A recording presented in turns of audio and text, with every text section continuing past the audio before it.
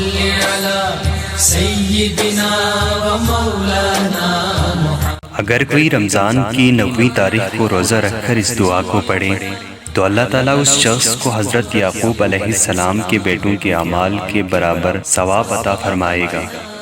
دعا یہ ہے: اللهم صل على محمد وآل محمد، اللهم اغسل لي فيه إلى رحمتك الواسعة، واهدني ببراهينك السازعة، وخذ بناصيتي إلى مرضاتك الجامعة، بمحبتك يا أمان الخائفين،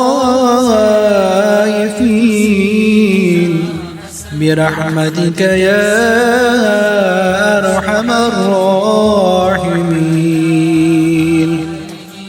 اے پروردگار، مجھے اس ماہ مبارک میں اپنی پھیلی ہوئی رحمت تک پہنچا دے۔